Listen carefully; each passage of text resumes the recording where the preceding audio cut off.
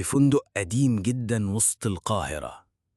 كان في أوضة رقمها 413 مقفولة من سنين، الباب مطرب والمفتاح مش موجود.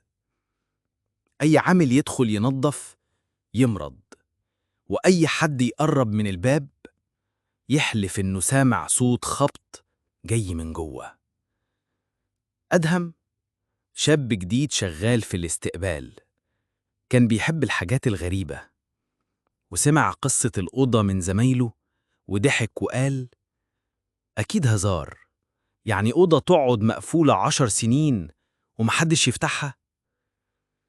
قرر يبات في الأوضة بنفسه وقال لهم: هاتولي المفتاح الاحتياطي، ولو ما رجعتش الصبح بلغوا الشرطة.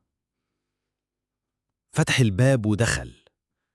الريحة مزيج بين تراب وعطر ست قديم. السرير مكوي، لكن فوقه دفتر ملاحظات صغير.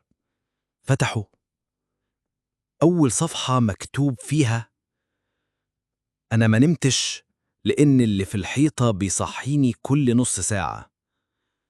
أدهم ضحك، لكن بعد ساعتين بدأ يسمع خربشة جاية من ورا الدولاب. صوت خفيف: شش، حد بيتنفس. قرب بإيده، فتح الدولاب، مفيش حد. بس لما لف وشه لقى الدفتر مفتوح لوحده، وفي صفحة جديدة مكتوب فيها: بلاش تلف، هو واقف وراك دلوقتي. أدهم قام جري، فتح الباب، بس الباب مش بيفتح.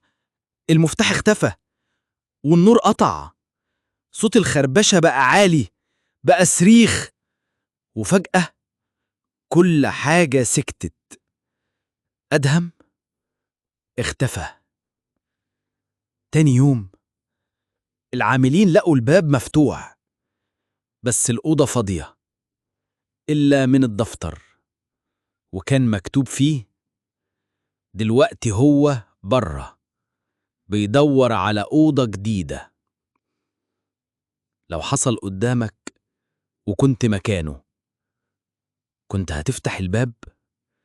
لو القصة دي شدت قلبك، دوس لايك واشترك في قناة اسمع بس ما تخافش، واكتب لنا في الكومنتات: لو دخلت أوضة 413 كنت هتكمل ولا تهرب؟